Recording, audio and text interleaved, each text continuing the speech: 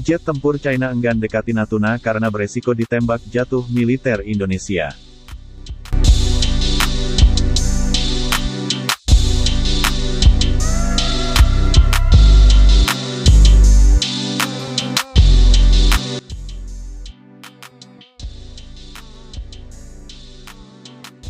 Indonesia memang mempunyai militer yang sigap dalam merespons situasi, contohnya di Natuna Utara kala ada unsur China di sana.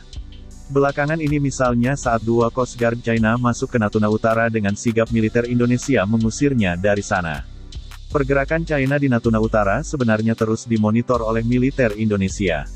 Setiap ada pelanggaran wilayah seperti itu, Indonesia bakal merespon dengan cepat. Quick response inilah yang harus dijaga oleh Indonesia. Yang penting ada unsur kapal perang atau pesawat dari Indonesia untuk menyambut kekuatan China di sana. Karena bila hal ini tak ada maka Coast Guard China bisa leha-leha di Natuna Utara. Contoh paling gampang terjadi di negara tetangga Malaysia. Bisa dibilang quick response aparat keamanan Malaysia kala menghadang Coast Guard atau kapal survei China di perairan Beting Ali Lambat. AMTI pada tanggal 5 Desember tahun 2020 pernah melaporkan bagaimana kapal survei Hayang Dizi milik China berada di sekitar Beting Ali.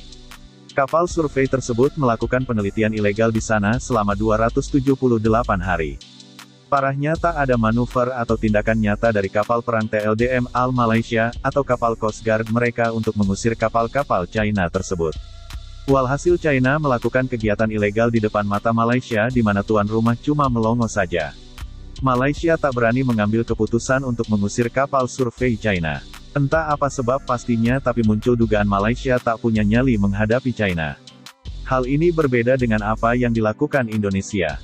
Ketika tahu ada kapal-kapal survei dan Coast Guard China di Natuna Utara, Indonesia langsung bergerak cepat mengirimkan kapal perang ke sana. Pernah pada September tahun 2021 Indonesia melakukan manuver berani menghadapi kapal survei dan Coast Guard China di Natuna Utara.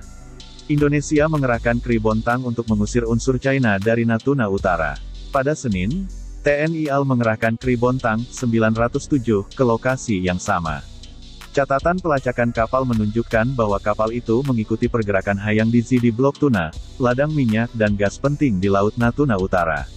Kri Bontang 907 sejak itu ditarik ke Pulau Natuna, lapor erva.org pada tanggal 17 September tahun 2021 lalu. Panglima Komando Armada, Pangko Armada, ITNI AL Laksamana Muda TNI Arsyad Abdullah menegaskan bila Indonesia selalu siaga di Natuna untuk menghadapi eskalasi seperti ini. Sekali lagi quick response adalah senjata utama Indonesia di Natuna. 4 Kri, kapal Indonesia, berada di Laut Natuna Utara. Kami ingin memberikan kepercayaan kepada nelayan atau pengguna laut di Laut Natuna Utara, dan laut terkendali karena keberadaan Kri di sana, ungkap Arsyad kepada erva.org. Tapi memang tak mudah untuk melawan agresivitas China. China punya modal kuat di Natuna Utara yakni konsistennya kapal Coast Guard mereka hadir bolak-balik di sana. Padahal membiayai patroli maritim itu biayanya sangat besar. Untuk sebuah fregat saja berlayar penuh selama seminggu bisa menghabiskan biaya 900 juta rupiah lebih. Sekarang bila China hendak memulai operasi pelanggaran wilayahnya di Natuna Utara, setidaknya mereka melayarkan 2 kapal Coast Guard yang bertugas mengusik. Dan 1 unit kapal perang Planavi yang berjaga di perairan internasional dekat Natuna Utara. Berapa biaya yang harus dikeluarkan China di mana operasi maritim tersebut biasanya berlangsung sebulan lebih?